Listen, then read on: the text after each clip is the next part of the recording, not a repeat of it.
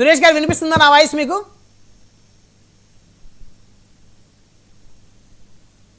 వినిపిస్తుంది బ్రహ్మనాయుడు గారు. సో ఆ వ్యాఖ్యలు మరి దాదాపు అసెంబ్లీ రికార్డుల నుంచి తొలగించడానికి దాదాపుగా క్లియరెన్స్ వస్తున్నట్టే కనపడుతూ ఉంది. మరి కాస్త శాంతించారా సురేష్ గారు మీరు? అంటే జగన్ గారిని అన్నవి కూడా తీసేస్తారనుకుంటా మొత్తం ఓవరాల్గా. ఒకటి బ్రహ్మనాయుడు గారు, రాజకీయాల్లో ఎవరైనా కూడా మొదటగా హుందాతనాన్ని అయితే ఖచ్చితంగా అవలంబించాలి. ఇప్పుడు బాలకృష్ణ గారు ఒక సినిమాలో ఒక డైలాగ్ ఉంది, అఖండాలో, శ్రీను గారు నాన్నగారు బాగున్నారా, శ్రీను నీ అమ్మ మొగుడు బాగున్నాడా అని ఒక సినిమాలో ఒక డైలాగ్ ఉంది. ఆ సినిమా డైలాగ్ చెప్పింది ఎవరు? బాలకృష్ణ గారే కదా. బాలకృష్ణ గారు ఆ సినిమాలో కనీసం ఆ డైలాగ్ చెప్పేటన్నా ఆ విషయ పరిజ్ఞానం అన్న అప్పుడు తెలుసుంటుంది కదా ఖచ్చితంగా. మరి ఏ సందర్భంలో ఎలా మాట్లాడాలి, ఎవరిని ఎలా సంబోధించాలనేటువంటి విషయం తెలిసే ఉంటుంది ఖచ్చితంగా. తెలిసినటువంటి వ్యక్తి, మరి వయసు రీత్యా పెద్దవారు, సినిమాలు అనేకం నటించారు, అనేక డైలాగులు చెప్పారు, అనేక సభా వేదికల్లో పాల్గొన్నటువంటి వ్యక్తి బాలకృష్ణ గారు. మరి వారి తండ్రి గారు మహానుభావులు స్వర్గీయ నందమూరి తారక రామారావు గారు చాలా గొప్పవారు. అలాంటి గొప్పవారికి తనయుడుగా వండుకొని సభ్య సమాజంలో చాలా సార్లు ఈ రకమైనటువంటి అసభ్యంగా ప్రవర్తించినటువంటి తీరు బాలకృష్ణ గారిది. ఈ రోజు జరిగినటువంటి పరిణామం కేవలం వైఎస్ఆర్ కాంగ్రెస్ పార్టీకే కాదు, నేను నా వ్యక్తిగతంగా ఈరోజు చిరంజీవి గారి పట్ల కూడా బాలకృష్ణ గారు అహంభావాన్ని ప్రదర్శించారని ఘంటాపదంగా చెప్పగలను. ఎందుకంటే చిరంజీవి గారిని అత్యంత అభిమానించేటువంటి వ్యక్తుల్లో నేను, రాజకీయం వేరైనా కూడా వ్యక్తిగతంగా చిరంజీవి గారి పట్ల మా కుటుంబం కానీ మేము కానీ వ్యక్తిగతంగా వారిని అభిమానిస్తాం. నేనే కాదు, కోట్లాది మంది ఈరోజు దేశవ్యాప్తంగా ప్రపంచవ్యాప్తంగా అభిమానించేటువంటి పరిస్థితి. జగన్మోహన్ రెడ్డి గారిని సంబోధించడం అనేది రాజకీయంగా కాసేపు పక్కన పెడదాం. మరి చిరంజీవి గారు ఏం చేశారు? చిరంజీవి గారికి రాజకీయంగా ఈరోజు ఏమి బాలకృష్ణ గారికి చిరంజీవి గారికి పోటీ లేదే.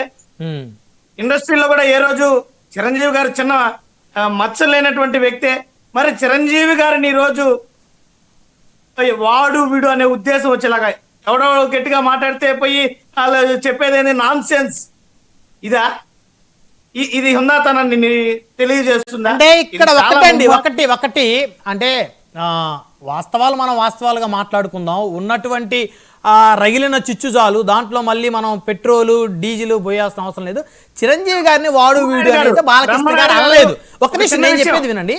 చిరంజీవి గారిని వాడు వీడు అని అయితే అనలేదు. ఆయన అంటే పెద్ద ఆయన చెప్పాడంట, ఈయన దిగొచ్చాడంట అని అన్నాడు, కానీ వాడు వీడు అని చిరంజీవి గారిని అయితే అనలేదు.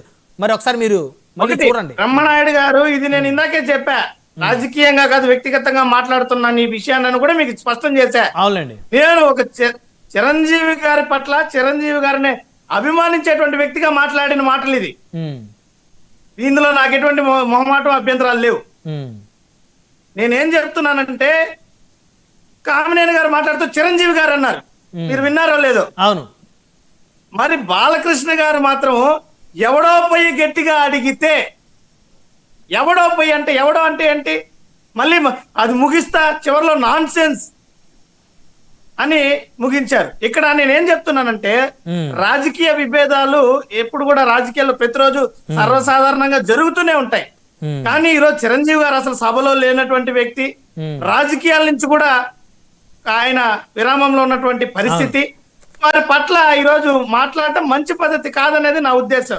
ఇకపోతే జగన్మోహన్ రెడ్డి గారి పట్ల మాట్లాడినటువంటి అంశం తీవ్రమైనటువంటి అభ్యంతరకరం. ఎందుకంటే ఇప్పటికే అనేక మంది మేము స్పష్టం చేశాం, జగన్మోహన్ రెడ్డి గారు ఏ ఒక్క హీరోని గాని సినిమా పరిశ్రమని గాని ఎక్కడ కూడా అవమానించినటువంటి పరిస్థితి లేనే లేదు. దానికి నిదర్శనమే నిన్న చిరంజీవి గారు విడుదల చేసినటువంటి లేఖలో ప్రస్తావించినటువంటి అంశాలు. సాక్షాత్తు చిరంజీవి అంతటి గొప్ప వ్యక్తే ఈరోజు జగన్మోహన్ రెడ్డి గారు ఏ రకంగా ప్రవర్తించారనేది స్పష్టం చేశారు. నిజం ఎప్పటికైనా బయటపడుతుంది సార్, నిజం అనేది దాచినా దాగదన్నది ఇదే ఉదాహరణ. ఈరోజు చిరంజీవి గారు అంతటి వారే స్పష్టం చేసినటువంటి పరిస్థితి. ఆ రోజు చిరంజీవి గారు చూపినటువంటి చొరవ సినిమా పరిశ్రమకి ఏ రకంగా ఉపయోగపడింది, సినిమా రంగంలో ఇబ్బందులు పడుతున్నటువంటి వారందరికీ కూడా ఏ రకంగా జగన్మోహన్ రెడ్డి గారితో భేటీ అయిన తర్వాత న్యాయం జరిగింది అన్నది చిరంజీవి గారే చెప్పారు. యా, ఇందులో ఇక్కడ బాలకృష్ణ ఇక్కడ గారి నేను సినిమా కూడా నేను మధ్యలో అడ్డొస్తున్నాను. అసలు ఇష్యూ ఆ రోజు చిలికి గాలివాన అవడానికి ప్రధాన కారణం ఏంటనేది నేను ఒక 30 సెకండ్ చెప్తా. చిరంజీవి గారు వెళ్ళారు, కలిశారు, జగన్మోహన్ రెడ్డి గారు సాదరంగా ఆహ్వానించారు. ముందు చిరంజీవి గారి సతీమణి ఇద్దరు వెళ్తే జగన్మోహన్ రెడ్డి గారు సతీమణి వీళ్ళిద్దరిని దగ్గరుండి భోజనం వడ్డించారు, శాల్వా కప్పారు, మెమోంటోలు ఇచ్చారు, చక్కగా బాగుంది, దాన్ని ఎవ్వరూ తప్పు పట్టరు.